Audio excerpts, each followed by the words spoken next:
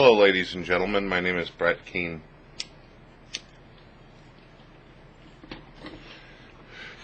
I don't know how many of you out there have good relationships with your mother or your father or your family. Maybe some of you out there have children. Some of you are too young and you're not even grown up yourself enough to be called an adult. Who knows? But let's imagine at a moment, or just for an example, that some of you out there actually have a somewhat decent relationship with your dad, or you yourself are a dad yourself and you're a decent father to your child. Some parents out there, they get onto themselves real bad. They don't feel that they do an adequate job as parenting.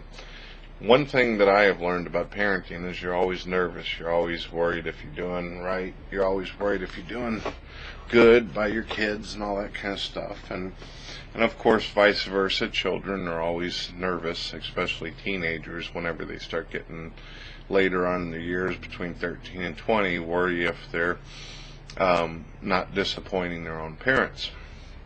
But what my issue is that I want to bring up is this. If we imagine for a moment that a father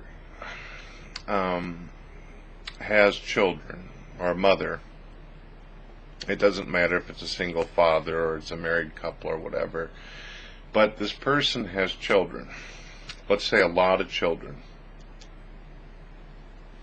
and for some reason they have decided that they want to have kids. Now, there's some people out there that don't want to have children at all. There's some people out there that love the idea of being parents. Some people don't.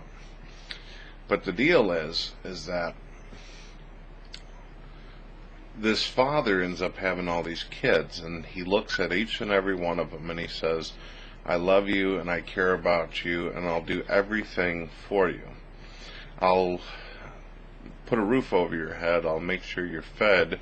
I'll make sure you're taken care of, and I'll make sure that nothing ever hurts you, because I'm your father, and I'm going to protect you from the day you're born till the day whatever happens. And those children, they love their father, and for years and years that father is there, he's present, and he's able to be seen and heard. The children can feel his warm embrace whenever the father hugs his son and daughter, and they know that although sometimes they get out of line, their father is there for them. They can see him, they can hear him, they can feel him, they can smell him, they can smell the strange aftershave that he uses and the strange cologne that he uses. It's completely unique to that of any other father or anyone else. Well, what if a father were to create children or have children and he never shows himself? He never sits down at night with little 8-year-old Johnny and reads him a bedtime story.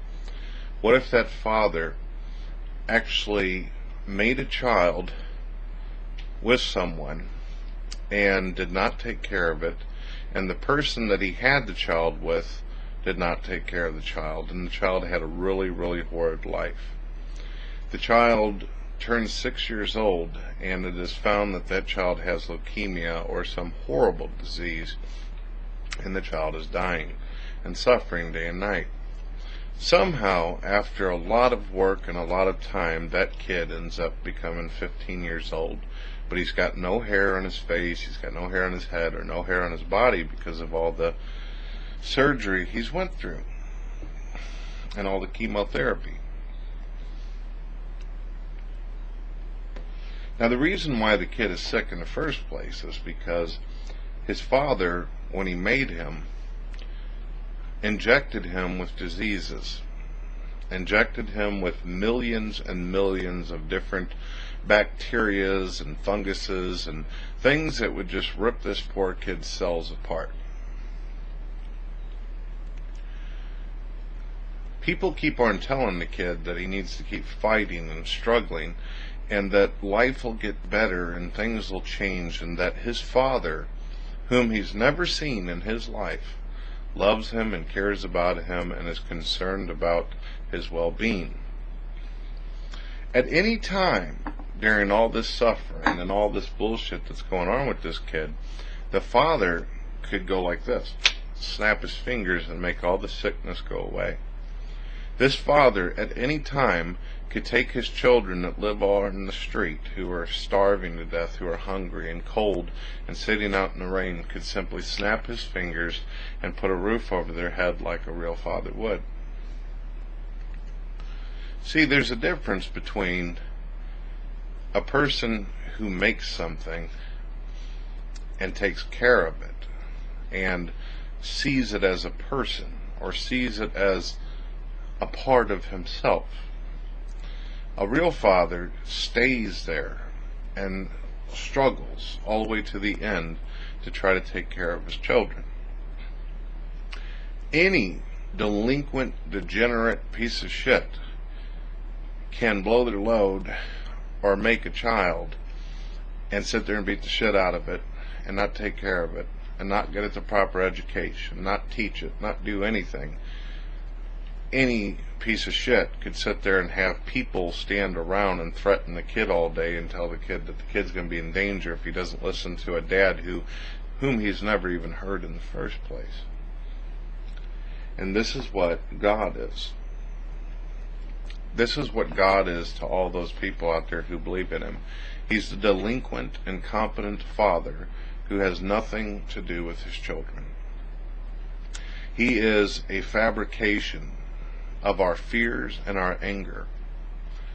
God is basically the most horrible human being that man has ever imagined. We imagine up. God is what we put our fears and our death and our ideas and concepts into in order to have something to blame besides ourselves for our own misconceptions and ideologies. We basically every day, instead of taking responsibility for what we do as people, instead of taking responsibility for our own actions and behaviors, we as humans need to create justifications for our heinous acts. And that is why the ideas and concepts of God still exist today. And 50 to 100 years from now, these ideas will still exist. If we're not blaming Santa Claus for not coming down the chimney, or we're not blaming some boogeyman for why we're afraid of the dark, then we shall fabricate gods that live in the clouds, who actually watch out for us and will hurt us if we do not get on our knees and bow to them and worship. There is a such thing as a father, and that of a figment of your imagination. I hear a lot of Christians and Muslims tell me how much God cares, and how much He loves us, and how much He's going to do this and that. But we don't need to see God to see that the results of this world are not very effective, and they're not good. We don't need to see a God on Mount Olympus to know that the very world that we live in is mostly garbage. Yes, there are great things and wonderful things in this world, and a lot of religious people point out those very few things to try to say, see, it had to have been a God, but no, it didn't have to be. And I notice that Christians always point at things that are infinite. Well, not infinite, but finite, in order to try to prove or validate their God. They will point at a tree that will be destroyed one day in a forest fire. They will point at the ground that cars roll over. And they will point at the sky, a sky that will one day not be there, in order to validate a God that has never been there. They will never be able to point out something that is infinite. They will never be able to point out something that is eternal, that has the signature of a God or a point to it. We can't even point at ourselves and say that we are created by some omnipotent, omnipresent, all-knowing God, because we are temporarily. There is nothing. I have actually heard Christians try to point at matter, because they've heard many atheists and they've heard scientists in interviews say that matter is infinite, it cannot be destroyed but only transformed. This, however, does not prove that there is a God. Matter can be changed. It can be changed, as where the Christian tells us that God is infinite, meaning that he never changes, he always is and always was. Well, matter is not the same. Matter does change. Christians and religious people alike around the globe will never be able to point out something that has a signature or mark. They will never be able to point out something that exists forever. I, however, can point out things that will exist forever. Let me give you an example. And I'm not telling you this to help you validate your God belief. One thing that will always exist is destruction and chaos. It will always exist. There will always be something that is not working properly. There is always something that is not right. There is always something in this universe that is going to go wrong. And sometimes it's going to cause more problems, and every once in a while cause a result that might be beneficial.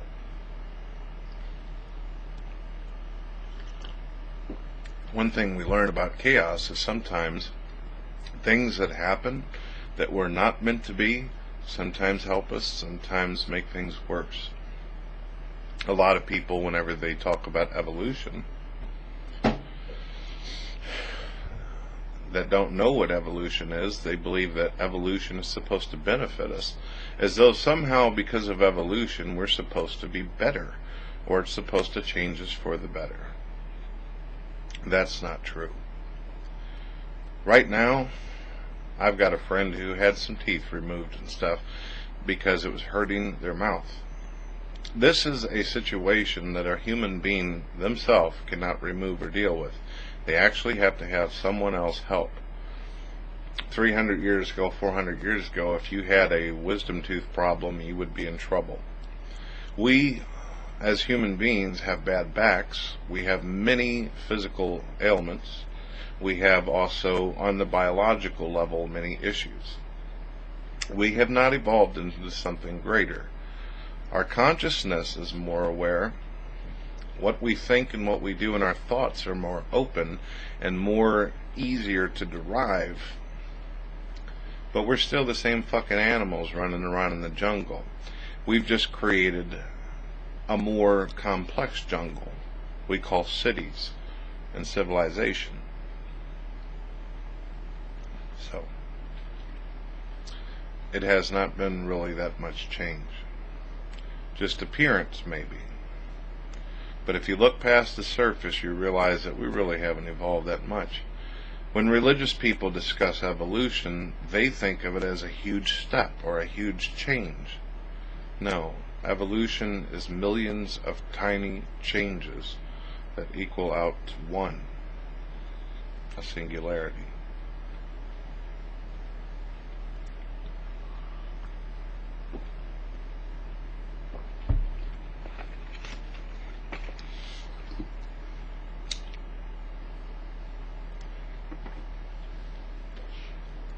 There is no Father up in the universe that is watching over us. There's nothing. What there is there's vast space with many, many different worlds. And a lot of those worlds are as hollow and dead as the planets that revolve around our sun. There's a lot of people out there that believe that if this happened with the Earth, then surely there's life elsewhere. Surely there's something else. And that doesn't necessarily have to be the case. Just because you look into a bowl of tomato soup and you find one fucking fly or cockroach doesn't necessarily mean you're going to find more. You can sit there and say, well, the bigger it is, the more chances. Nah, not exactly. You could sit there and go out into the desert and you might find some gold sitting next to a cactus. This doesn't fucking mean that everywhere you go you're going to find a fucking piece of gold or you're going to find another one just like it. They say that there's not one human being out there that has the same fingerprints. That we all have our own unique deal going on. There's something unique about all of us. But I'm not exactly sure that that's a accurate philosophy. We all seem to share a lot of the same similar ideologies and concepts. We really do. And I think that's one of the reasons why we kill each other and destroy each other, because we can't stand the idea of someone or something being more unique than ourselves. Or perhaps better. Whether it be skin color, or whether it be the way we look, whether it be our appearance, who knows? My damn computer's got some strange buzzing sound. I don't know what the fuck it is, so I apologize. I have a unique computer. It makes a unique and special reverberating noise.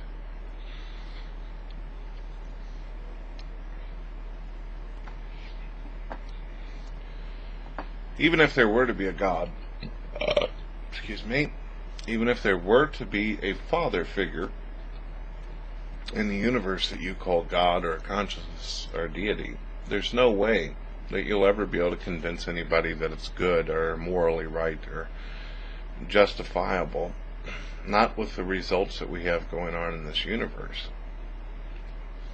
You can sit there and you can claim up and down that there's some kind of transparent thing up there that doesn't have a physical body, that somehow is like a ghost who controls everything and controls this fucking big massive machine, but you've got no evidence for it, you've got no truth. What you have is your fear. What you have is what you've been told as a child. And if no one told you, then I don't know if you're living on a fucking island or what. But I'm willing to bet money that says that if you were born on an island and somehow survived with no communication or nobody around you to tell you that there's some invisible man in a book that people believe in, and that there's thousands and thousands of different gods people believe in, you most likely would never even know the name Jesus Christ or Allah or Muhammad or the pagan deities or any of this stuff. You'd never know. You might, however, sitting at a tree eating a fucking coconut and drinking salt water out of the ocean on your island, you might derive or imagine up that there's something there for you, something that cares, that is watching over you. But it won't be the same one. And you know why? Because it's people that created God. It's people that were lonely, people who were frightened, people who could not live with the concept that they were dead and alone. So they derived this imaginative character in their mind, almost like a voice, to keep them company in the darkness. Thank you.